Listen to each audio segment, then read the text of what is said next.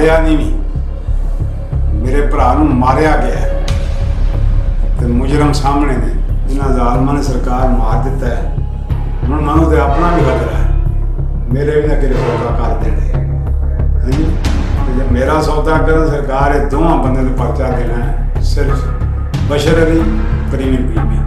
दुनिया लग पैसा लभ गया, हुण आई है तो कहती यूरो मेरे को, बाबा मेरे को, मैनूं किसी का डर नहीं, जो मेरा दिल होया मैं करा दी। जायदाद की हवस में खून की खोलियां तो बहुत खेली गईं, मगर यहाँ बाप बेटी ने मिलकर चचा की जायदाद हथियाने के लिए अनोखा हथकंडा अपनाया। इस कहानी में आप देखेंगे कि चचा की जायदाद हथियाने के लिए एक बेटी ने अपने बाप से मिलकर क्या किया। यूनान पलट भतीजी ने असरो रसूख इस्तेमाल करते हुए लापता चचा का डेथ सर्टिफिकेट तैयार करवा लिया। शाह मोहम्मद ने इंतजामिया से डेड बॉडी का मुतालबा किया तो मुखालफीन ने संगीन नताइज समेत कत्ल करने की धमकियां भी दे दी।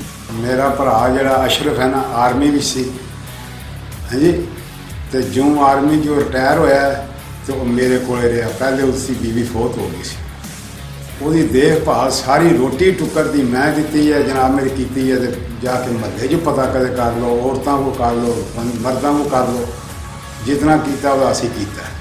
वो सरकार मैं गया मंडी बावलदीन, 2 दिन मैं उत्थे रहा।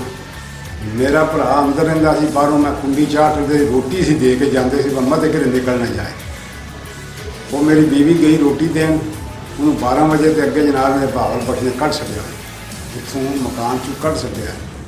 हाँ जी, वो निकल गया, निकलिया सानू नहीं परत के लब्भा वो जनाब। असी मैं तो सखी सुल्तान बाहू भी गया, बड़ी दूर तक गया हूँ ढूंढदा, मामबरी गए हैं, लाहौर गए हैं, सानू किरे दस नहीं पई लब्भा नहीं। जनाब 5 साल हो गए मैं ढूंढद्या भरा नूं। हुण मैनूं आण के पता लगा कि ना जायदाद की खातर मेरे भरा नूं बशर अली, परवीन बीवी और बावल बख्श, इन्हां 3 बंदियां ने जनाब उन्होंने मार दिता गया।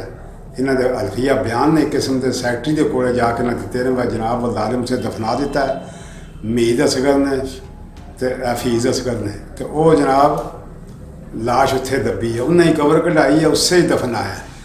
तो मेहरबानी करन मैं हूँ जनाब थाने दे विच भी आन के सारा काम किया, दरखास्त दी है वह मैनूं लाश चाहिए भरा की, मैं उन्होंने अपने घर दफनावा कब्रस्तान के विच। हाँ जी, तो वो मनु नहीं जनाब दे रहे, तो ना मेरा परचा लिया ने।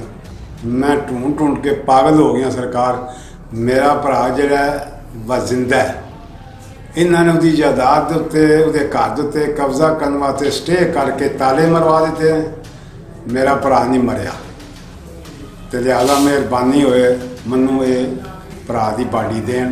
जे मरिया तो मैं अपना घर दफनावा, कब्रस्तान है साढ़े उत्थे दफनावा माई बाबे के कोल। मैं वकील करके सरकार सारे दरवाजे खटकावांगा इत्थे, जिथे जाना तो उस मैं जा भरा मैं लभना, इन्हों को लेना है। ये 3 बंदियां जनाब रल के मारिया, बशर अली, परवीन बीबी, बावल बख्श।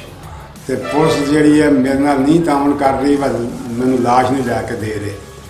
हाँ जी, उसकी बाडी मैनू चाहिए है, मेहरबानी कर मैनू बाडी लैके देन। मैनू अज कितने दिन हो गए फेरे मारदे थाने दे, तो कोई मैनू अजे तक नहीं दी। वज़ीर आज़म पाकिस्तान, वज़ीर आला पंजाब, हाँ जी, IG police, DPO Gujarat, Manu जनाब इंसाफ देन। जी नाजरीन, बीमार मुआशरे की निशानी कमजोर और महकूम अफराद की तजलील, जबकि जाबर ताकतवर और जालिम लोगों की कदर मंजिलत है। मंजिलों के निशान होते हैं मगर हादसे बेजुबान नहीं होते। कैमरामैन उल्फत हुसैन के साथ एहसानुल्लाह को इजाजत दीजिए। अल्लाह हाफिज। स्टे लैंड का मकसद की है? स्टे लैंड का मतलब अदालती कार्रवाई हो, ठीक है, अदालत फैसला करे। लेकिन गल है कि ਤੁਹਾਡਾ ਭਾਈ है किथे वैसे? अंदर पूरा कोई पता नहीं। आ जाना चाह पानी पी कितों आए हो भाई?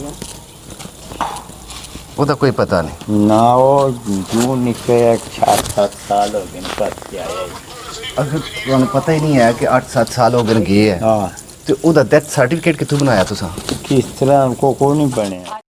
अनकरीब शानदार इफ्तिताह golf residencia housing society, new Kharian, GT road, Sarai Alamgir.